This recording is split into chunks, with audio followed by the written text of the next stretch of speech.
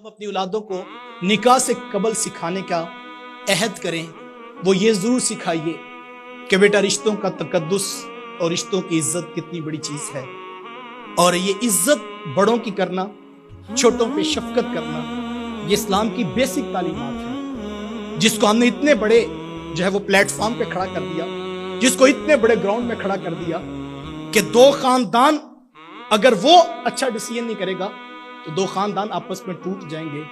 کاش ہم نے اس کو اسلام کے بیسک پرنسپل سکھائے ہوتے کہ میرے حضور نے واضح فرمایا تھا کہ جو چھوٹوں پہ شفقت اور بڑوں کا ادب نہیں کرتا لیسا منا، وہ ہم میں سے نہیں ہے۔ یہ بنیادی تعلیمات تھی اسلام کی، اور یہاں پر حکم فرمایا، اور دوسری طرف میرے حضور عملاً عزت کیسے دیتے ہیں۔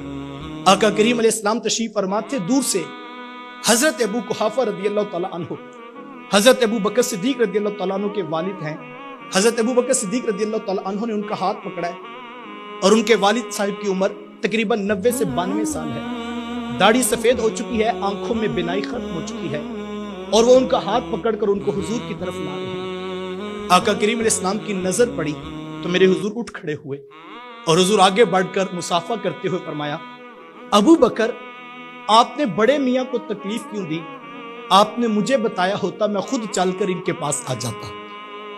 عمل سے بتایا بڑوں کی عزت۔ اور پھر دیکھیے آقا کریم علیہ السلام حضور تشریف فرمائے، سیدہ فاطمہ الزہرا رضی اللہ تعالیٰ عنہ تشریف لاتی ہیں، میرے حضور مسجد سے اٹھ کر اپنی بیٹی کو عزت اور احترام سے نوازتے ہیں۔ جب آپ گھر کے اندر اپنے بیٹے کو، اپنے بچوں کو، اپنی اولاد کو عزت احترام بڑوں کا سکھائیں گے تو کبھی بھی یہ رشتے ٹوٹنے نہیں پائیں گے۔ اور ہمارے یہاں ہوتا یہ ہے کہ ہم عزت کرنا خود سکھاتے ہیں، ہم خود تھپکی دیتے ہیں، پہلے اس کو چاچا کے سامنے کھڑا کرتے ہیں، پھر تایا کے سامنے کھڑا کرتے ہیں، اور ماں بڑی خوش ہوتی ہے، میں تو ساری زندگی نہیں بول سکی، چلو میرا پتر سارے بدلے پورے کرے گا۔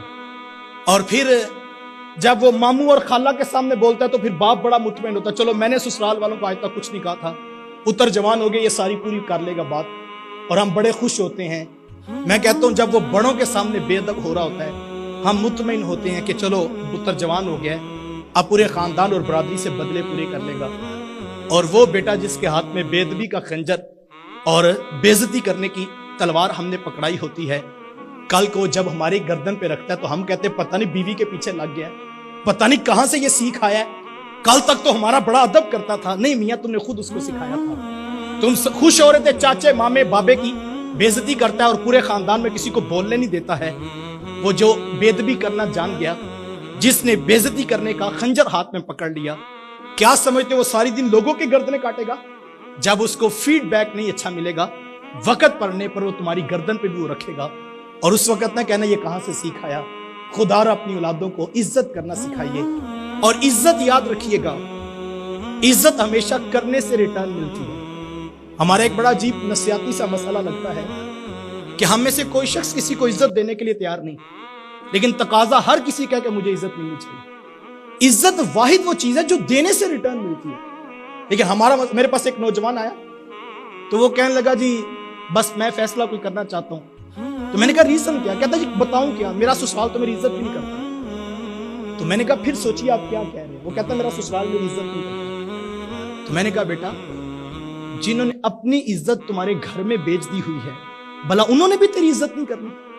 اگر وہ عزت نہیں کرتے، میں نے کہا شاید دنیا پہ ایک یہ گھر ہوتا ہے جن کا عزت کرنے کو جی نہ بھی کرے، وہ پھر بھی عزت کرتے ہوتے ہیں۔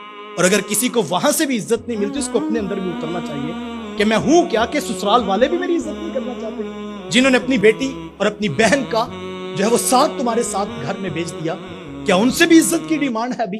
تو پھر مجھے اپنے کردار پر، آپ کو اپنے کردار پہ سوچنا ہوگا۔ عزت وہ واحد چیز ہے صاحب جو کرنے سے ہی نصیب ہوتی ہے۔ جتنی عزت آپ معاشرے میں لوگوں کو، خاندان میں، برادری میں، رشتوں کو دیں گے، اس سے ڈبل ریٹرن ہو کر ہمیں ملے گی۔ لیکن ہمارا مسئلہ یہ ہے کہ ہم میں سے کوئی شخص عزت دینے کے لیے تیار نہیں، ہم جو اٹھ کر سیدھے منہ سلام لینے کے لیے بھی روادار ہیں، اور پھر ہم بعد میں، یہ ہمارے یہاں عموماً شادی بیاہ کی رسومات ہوتی ہیں، اور اکثر ہم دیکھتے ہیں کہ بعض کا بہت سارے لوگ بعد میں یہ گلہ کر رہے ہوتے ہیں فنکشن کے بعد کہ بلانے کا تو بڑا چاہ تھا، ہمیں تو سیدھے منہ کسی نے سلام بھی نہیں پوچھا۔ یہ اکثر ہمارے بعد میں بیٹھک میں بیٹھ کے گلے ہو رہے ہوتے ہیں۔ تو میں یہ کہتا ہوں یار یہ آج کل تو جو ہے وہ ٹائم فریم اتنا شارٹ ہو گیا ہے، 1.5-2 گھنٹے کا وہ فنکشن ہوتا ہے، 400 مہمان آئے ہوئے ہیں، ایک باپ ہے، 2 بیٹے ہیں، 3 بندے ہیں جنہوں نے 400 سے ملاقات کرنی ہے، انتظامات کو بھی دیکھنا ہے، کھانے کو بھی دیکھنا ہے، بیٹی والے جو مہمان وی آئی پی آئے ہیں ان کو بھی پروٹوکول دینا ہے۔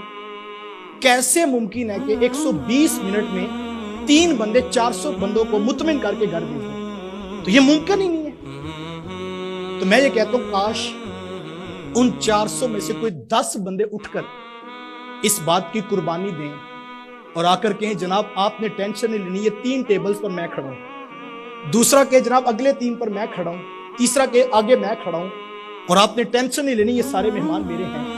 اگر صرف 400 میں سے 10 بندے اٹھ کر عزت دینے لگ گئے تو رات کے وقت 390 بندے اپنے گھروں میں بیٹھ کر کہہ سکتے ہیں یار مزہ آ گیا، شادی کا کھانا تو اچھا تھا ہی تھا لیکن پروٹوکول اور عزت بھی دی گئی ہے۔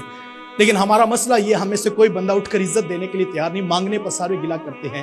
ہماری نظر بھی پڑ جائے نا ٹیبل پر کہ فلاں شخص آ رہا ہے تو ہم نظر نیچے کر لیتے ہیں کہ وہ خود ہی آ کر میرے ٹیبل پر سلامی پیش کرے، ادروائز میں تو سلام لینے کے لیے بھی تیار نہیں ہوں۔ ویسے میں یہ کہتا ہوں کہ لوگ عزت نہیں کرتے، ہر کوئی یہی کہہ رہا ہوتا ہے کہ جو ہے وہ، میں کبھی کسی کو فون کرتا ہوں نا تو وہ کہتا ہے جی بس آپ تو بھول ہی گئے ہیں، کبھی فون بھی نہیں کیا، تو میں ہنس کے کہتا ہوں یہ فون میں نہیں ملایا ہوا، جو کام میں کر رہا ہوں اسی پر لو۔ ہر کوئی یہ کہتا کوئی فون کرتا ہی بھئی، ہم نہیں کریں گے تو کوئی بھی نہیں کرے گا نا۔ اگر اتنے لوگ مہینے میں 1 دن رکھ لیں کہ ہم اپنے رشتہ داروں کو، پرانے دوستوں کو کچھ گھنٹے میں 1 2 4 6 کالز کر دیں گے تو میرے خیال میں کتنے لوگوں کو یہ احساس ہوگا کہ یار فلاں شخص فون کر کے ہمیں یاد کرتا ہے۔ عزت محبت یہ بانٹنے سے واپس ملتی ہے صاحب۔